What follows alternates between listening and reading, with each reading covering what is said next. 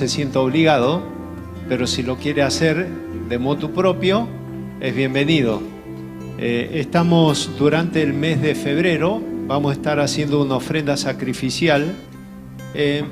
Yo quiero leerles, antes de que levantemos la ofrenda, el pasaje que está en Ezequiel, capítulo 16, versículo 49. Fíjense qué interesante lo que dice aquí la palabra del Señor. Está hablando de la ciudad de Sodoma y Gomorra. Vivían en un estado de opulencia, de abundancia. Y aquí Ezequiel condena a Sodoma y Gomorra, no por sus prácticas sexuales, como tal vez uno podría llegar a sospechar, ya que es un pensamiento bastante difundido entre los cristianos, conociendo la historia de Sodoma y Gomorra. Fíjense lo que dice Ezequiel capítulo 16, versículo 49. Dice: tu hermana Sodoma y sus hijas pecaron de soberbias. Escuche bien esto.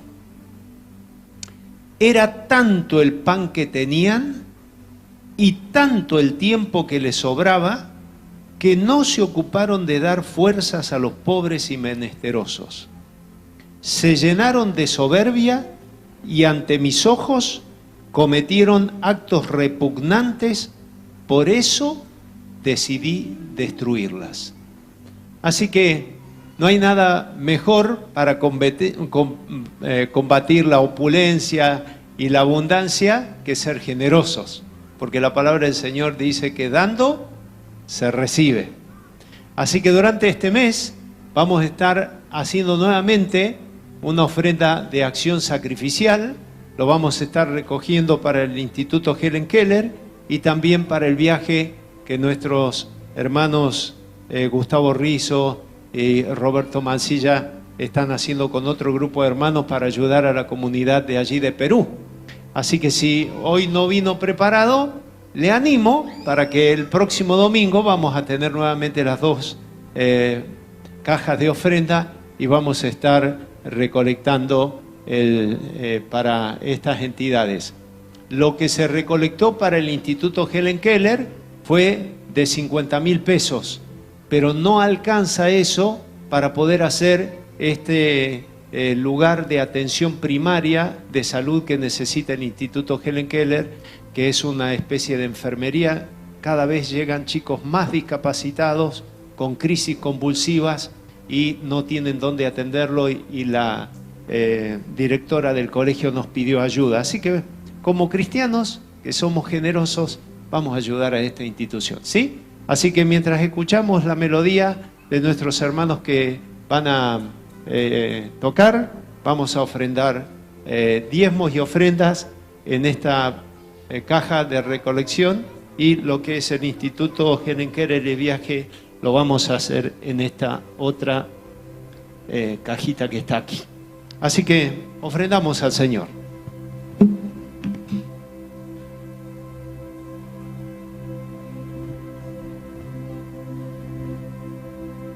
Aleluya, mi vida es Cristo. Agradezco a todos los hermanos el esfuerzo para poder ser de bendición a estas entidades, a estos lugares donde estamos ayudando como iglesia. El Señor es el que merece la gloria, la honra, porque es el que mueve el corazón de ustedes para ofrendar. Así que alabamos al Señor. El próximo domingo, Dios mediante, vamos a estar escuchando un informe sobre el estado en que están avanzando las obras allá en Perú y cómo se está desarrollando el ministerio. El último domingo de este mes vamos a estar empezando, Dios mediante, lo que es la obra, el estudio del libro de Génesis. Vamos a hacer un intermedio en el estudio de la alabanza, de la adoración, por qué adorar, por qué alabar al Señor, y vamos a empezar, ya que todos los hermanos prácticamente están de vuelta de sus vacaciones, vamos a empezar estudiando el libro de Génesis. Tal vez alguien Antes, algunas recomendaciones. ¿Hay alguien que nos visita por primera vez? Queremos entregarle un folletito para que usted se lleve a su casa y nos conozca mejor. ¿Alguien nos visita? Muy bienvenido. Muy bienvenido. ¿Alguien más está por primera vez? ¿No? ¿Arriba? ¿Hay alguien? Muy bien. Si alguien nos ve por internet por primera vez, vaya nuestro abrazo, nuestro saludo fraternal para todos ustedes. Algunas recomendaciones prácticas. Los papás tienen unas hojitas para enseñarle a los chicos para que puedan dibujar los chicos. Si el chico está en un momento especial, que todos los que hemos sido papás sabemos que hay momentos especiales que tienen los chicos, está la salita de mamá para chicos hasta 2 años, ¿sí? Y los chicos que tienen más de 2 años, vamos a estimularlos a decirles que escuchen, porque el chico escucha, ¿sí? Y quiero decirle a los chicos que vamos a cerrar el sermón con una canción que ustedes le van a enseñar a la iglesia, ¿sí? ¿Me escucharon todos, no? Bueno, muy bien. Y luego al final otra vez van a volver a cantar también los chicos, porque somos como iglesia la familia de Cristo Jesús, donde dice la palabra del Señor que Dios es nuestro Padre, Jesucristo es nuestro hermano y el Espíritu Santo es nuestra guía, ¿sí? Y estamos nucleados aquí en una gran familia que se llama la Iglesia de Cristo. Por eso entre nosotros nos decimos hermanos, exactamente. Y nuestros hermanitos chiquititos no son de 4ª categoría, ¿sí? Son hermanos. Y los tenemos que amar y los tenemos que ayudar como hijos de Dios. Muy bien. La proyección, Maxi, ¿me pones por favor? Ahí estamos viendo esta serie. Vamos a hacer este domingo, el domingo que viene y otro más, y ahí vamos a hacer un intermedio hasta el próximo verano. Y esta serie le hemos llamado Todo lo que respire, alabe a Jehová. Y como hemos estudiado, ¿usted se acuerda? Yo lo tengo anotado porque desgraciadamente nuestra memoria es frágil, pero vamos a tratar durante este año de hacerlo mejor. El primer sermón vimos las formas de adorar a Dios, que hay formas correctas y formas incorrectas, ¿sí? De adorar al Señor. Cuando adoramos más la forma que lo que es el espíritu en la manera de adorar, es una forma incorrecta. El segundo sermón estudiamos acerca que hemos sido redimidos para adorar al Señor, ¿sí? El tercer sermón dijimos que todo es de Él y para Él. Por eso todo lo que respira, dice el salmista, alabe a Jehová. Había una canción cuando estaba en la escuela dominical que decía: por las mañanas las aves cantan las alabanzas a Cristo el Redentor. Y tú, amigo, decía esa canción, ¿por qué no cantas las alabanzas a Cristo nuestro Salvador? Todo lo que respira, alabe al Señor, porque somos, como leíamos en el Salmo 100, ovejas de su prado. Y el cuarto sermón, vimos que la adoración verdadera tiene como objetivo adorar al único Dios verdadero. Hay un solo Dios que merece adoración. Y era ese Dios no conocido de los griegos, ¿sí? Que conocían que había un Dios que no lo alcanzaban a entender, y Pablo le dice: a este Dios no conocido yo hoy es de quien les hablo. Así que vamos a leer Oseas, perdón, Maxi, corregime acá por favor, es 6:6. Anoche se ve que mi capacidad de atención no estaba muy buena, es Oseas 6:6, ahí está. Vamos a leer, puesto de pie, porque es palabra de Dios, Oseas, capítulo 6, versículo 6.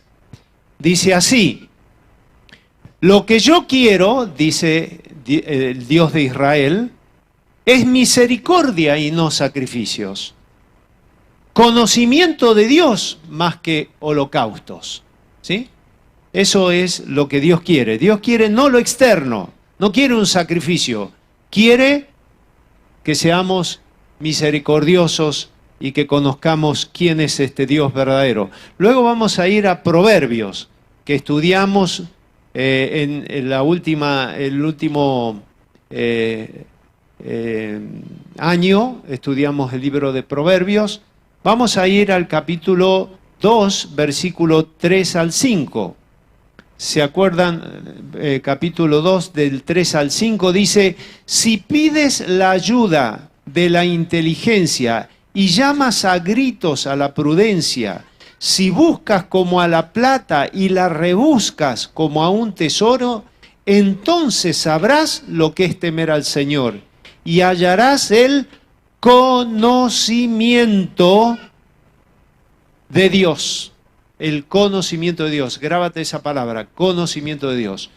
Luego vamos a ir a Proverbios 9, versículo 10. Dice: el principio de la sabiduría es el temor del Señor, y el conocimiento de lo santo es inteligencia. Tome asiento, querido hermano.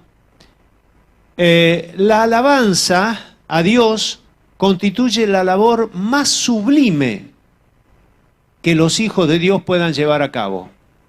Por eso hemos tomado este tiempo para que podamos entender bien la importancia de adorar al Señor. Y quiero decir, por allí hay algunos hermanos que vienen con alegría a la casa del Señor, traen sus mates, traen sus bizcochitos para comer, ningún problema.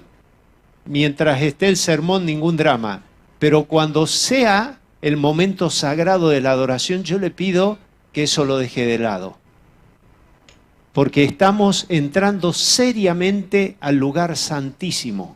Y como dice esa canción, al entrar en tu santo lugar, me asombra que me pueda entrar para ver la gloria de tu belleza y adorarte en intimidad. Podemos entrar con confianza, pero no con chabacanería, ¿sí? Podemos entrar con alegría, pero no con falta de respeto. Y yo quiero hacer esta aclaración porque por allí los cristianos reformados hemos perdido el sentido de lo santo, que la Iglesia Católica es lo que más enfatiza. Y yo recuerdo siempre que cuando iba mis hijas a cantar en los distintos templos católicos, podían hacer cualquier cosa donde la gente estaba reunida, pero donde estaba el altar había que entrar de una manera particular. Yo no digo que el rito esté bien o esté mal. Yo creo que lo externo, como dice la palabra del Señor, no tiene ningún sentido. Pero cuando entramos en lo santo, tenemos que ser reverentes. Cuando entramos en el altar de la presencia del Señor, cuando invocamos su nombre y el Espíritu Santo de Dios desciende, hermano querido, presta atención porque está delante de ti el Santo de Israel. Porque estamos en lugar sagrado. Cuando el siervo Moisés estaba yendo por ahí buscando cabras, estaba en medio del monte, podía hacer lo que quisiera en medio del monte, hasta si era necesario sus necesidades. Pero cuando descendió la presencia del Dios de Israel, Dios le dice a Moisés: Moisés, quita el calzado de tus pies porque el lugar donde estás es santo. Y cuando nosotros invocamos el nombre del Señor y adoramos al Señor, estamos en un lugar santo. Dice el profeta: el Señor está en su templo, guarde silencio de él toda la tierra. Es un lugar santo, un lugar precioso, donde el Señor en su misericordia y compasión nos deja entrar, como dice esta preciosa canción: al entrar en tu santo lugar, me asombra que me dejes entrar. No sería posible sin la obra restauradora de nuestro Señor. Hermanos queridos, no hay una labor más sublime que los hijos de Dios puedan llevar a cabo, que es el tiempo de alabanza y de adoración. A veces hacemos mucho énfasis, y usted sabe que yo defiendo a muerte la reunión de oración, ¿verdad? ¿Sabes cuántas veces oraba David en el día? Igual que Moisés, igual que Elías. ¿Cuántas veces oraba Elías, el profeta Elías, y Daniel? ¿Cuántas veces oraban? 3 veces, mañana, tarde y noche. Dice el Salmo 55, 17. ¿Quieres leerlo? Salmo 55, 17. Dice así: en la tarde, en la mañana, al mediodía, clamaré a Dios y Él oirá mi voz. 3 veces. Es una buena práctica, ¿eh? Levantarse a la mañana, orar al Señor, hacer nuestro devocional, precioso devocional que nos está tocando. La verdad que cada vez estoy más contento del cambio que hicimos. A la tarde, hacer nuestra oración nuevamente, y a la noche, otra oración. Muy lindo. Ahora, el salmista también dice en el Salmo 119, te invito a que vayas al Salmo 119, este salmo que habla del temor y la reverencia que tenemos que tener sobre la ley de Dios, sobre la palabra de Dios. ¿Cuántas veces alababa el salmista en su vida, en el día? ¿Cuántas veces alababa el salmista? Te invito a que leas Salmo 119, 164. ¿Cuántas veces dice? 7. 7 veces al día te alabo, porque tus juicios son siempre justos. Gloria a Dios. 7 veces. Y qué importante que es adorar al Señor. ¿Sabes qué, querido hermano? Como decíamos esta mañana en el devocional, hay una persona que no quiere que alabes a Dios. ¿Sabes quién es? El enemigo de nuestras almas. Él te quiere poner mal, te quiere angustiar, te quiere deprimir, te quiere llenar la cabeza de problemas. Cuando estás adorando al Señor, te hace pensar en otras cosas, porque Él no quiere que la alabanza sea para Dios. Por eso cuando Satanás lo lleva al Señor Jesucristo al desierto para ser tentado, ¿qué le dice Satanás al Señor Jesucristo?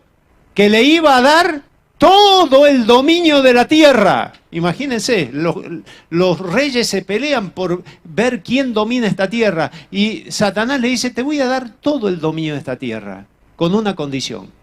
Si postrado me adorares. No adores a Dios, adórame a mí. Y eso es lo que quiere hacer Satanás. Que en vez de adorar al único Dios verdadero, estemos inmersos en nuestros problemas, adorando nuestro propio ego. Adora al Señor, porque Él merece ser adorado y exaltado. Fíjense que a diferencia de las restantes creencias del mundo, de la fe cristiana, el resto de las creencias del mundo entero hacen énfasis en ¿qué cosa? En el rito. Usted tiene que ir a la Meca, y usted tiene que hacer meditación trascendental, usted tiene que. ¿Y qué leímos en Oseas 6:6? Que al Señor no le interesa el rito externo. No le interesa si estás de sandalias como Moisés yendo a pastorear animales, o si estás vestido de saco y corbata. Lo que el Señor mira es un corazón entregado en su presencia. Él quiere que seamos misericordiosos como Él es misericordioso. Él quiere que nosotros seamos compasivos y que conozcamos a este Dios verdadero. El comienzo de la sabiduría es el temor del Señor, y conocer al santo, dice la versión Reina Valera, es tener discernimiento. Nadie es sabio verdaderamente hasta que no conoce en toda plenitud, dentro de lo que Dios nos da, quién es este Dios verdadero. ¿Conoces a este Dios verdadero, a quien amamos y exaltamos? ¿Lo conoces? Dice Job, cuando termina el periodo de pruebas que Dios a veces permite para que conozcamos a este Dios verdadero, ¿qué dice Job al final? De oídas te conocía antes, pero ahora mis ojos te ven y te conocen. ¿Conoces a este Dios? ¿Sabes por qué a veces adoramos mal a Dios? Porque no le conocemos. Porque no sabemos quién es este Dios, el Dios de Israel. Sin conocimiento de Dios, toda adoración es inaceptable. ¿Por qué? Porque no hay diferencia alguna con cualquier idolatría, porque estás adorando a un Dios que no es el Dios verdadero. Es un Dios que te has hecho en tu corazón a tu propia idea, a tu propia imagen. Pero no es el Dios verdadero. Por eso es que vamos a tomarnos el tiempo de estudiar a fondo la Biblia para que conozcamos cuáles son los atributos de Dios. Porque a veces, queridos hermanos, podemos cometer errores. Y por allí, cuando cantamos algunas canciones, por ejemplo, cantamos tengo libertad, me encanta. Libre tú, me encanta que seamos libres.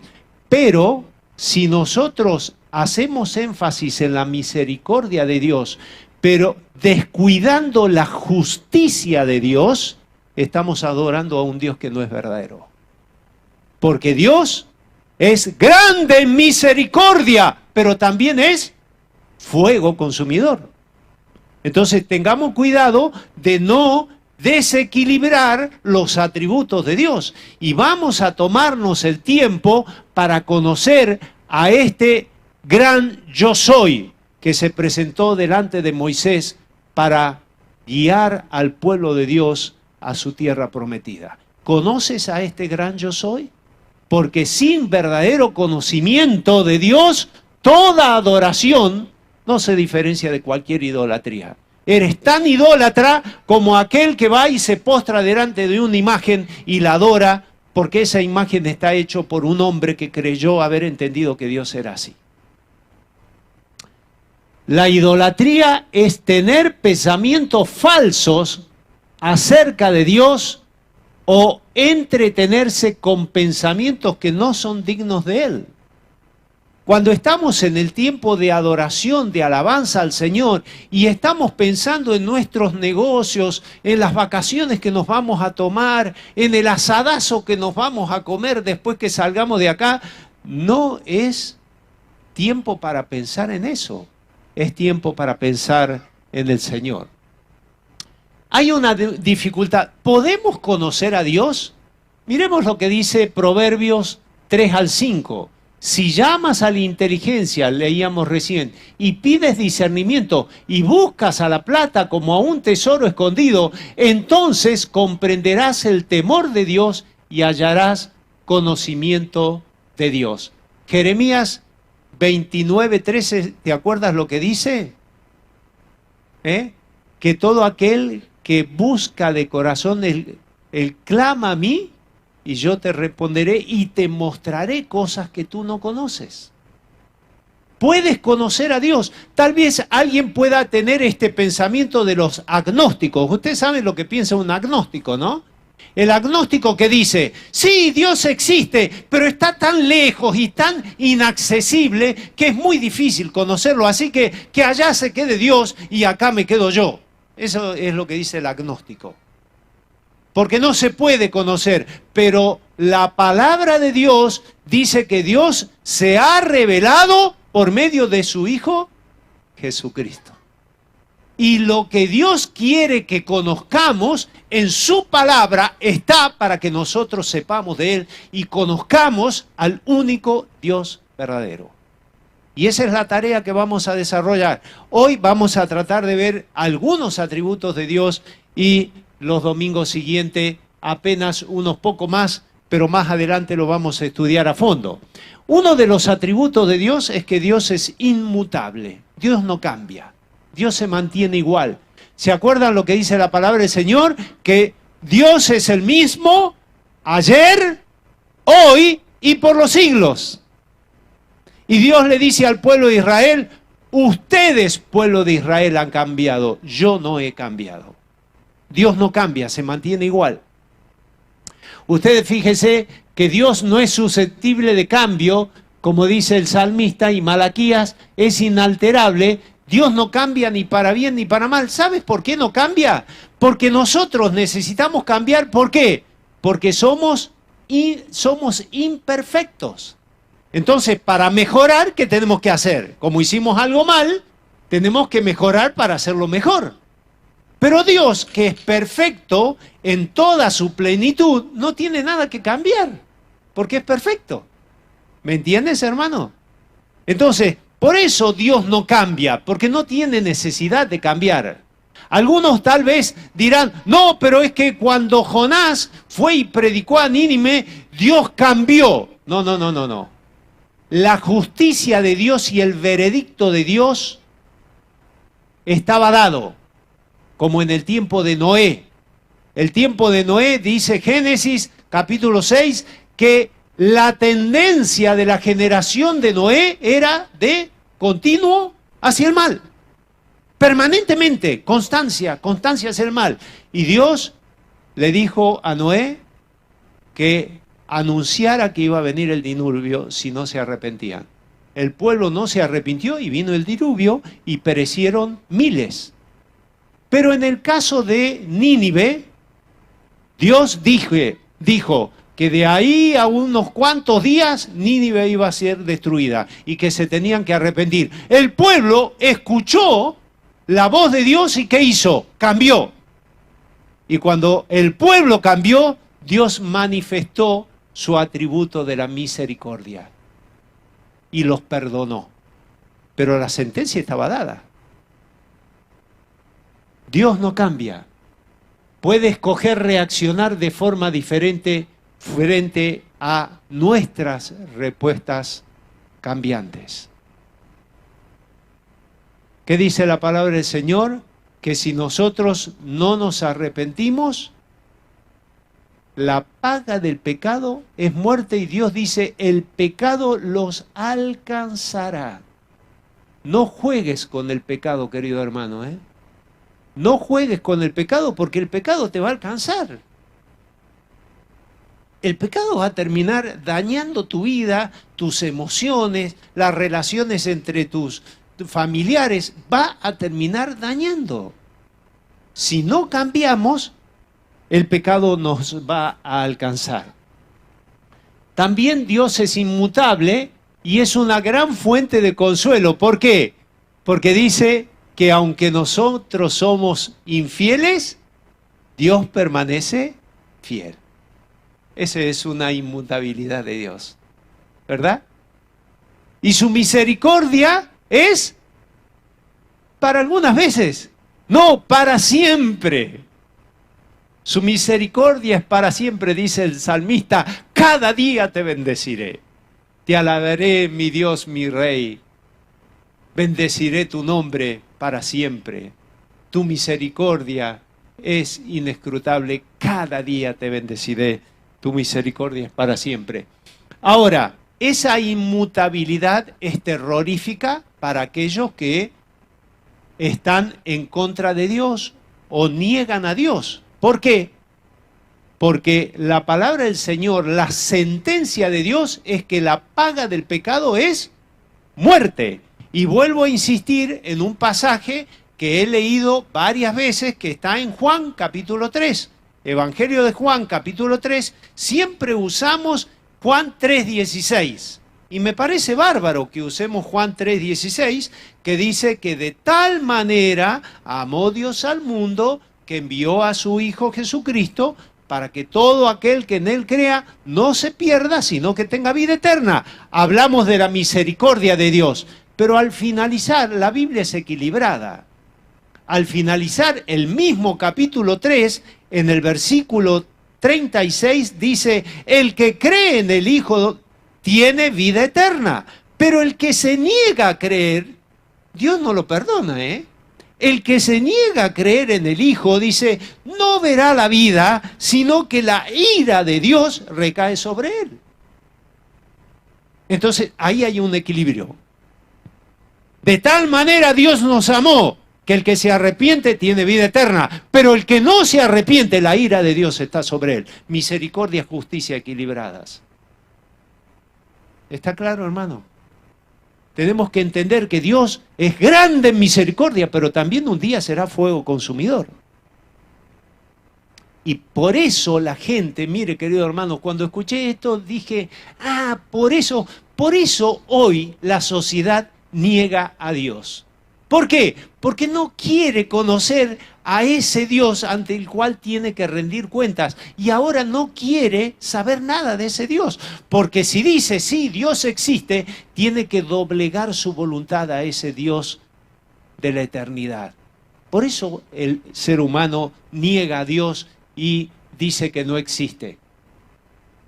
El decreto de Dios está en Romanos 6:23. La paga del pecado es muerte. Si no tenés al Hijo de Dios, mi querido hermano, en la eternidad, lo que está sobre la vida de aquel que no ha entregado su vida a Jesucristo es la condenación eterna, irreversible, por siempre y para siempre.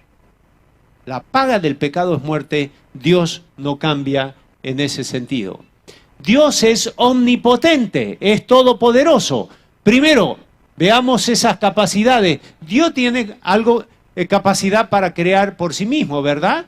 Él dijo, y fue hecho.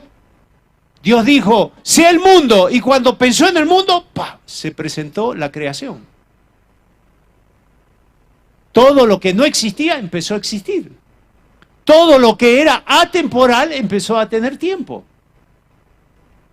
Eso habla de la omnipotencia de Dios. Y esa omnipotencia de Dios también tiene capacidad para sostener a su creación. Dios sostiene a su creación. Y el séptimo día descansó. ¿Por qué Dios descansó? ¿Alguna vez te preguntaste? ¿Por qué Dios descansó? ¿Qué, se cansa? No, porque si no hubiera parado, hubiera seguido creando. Porque su capacidad creadora no tiene límites.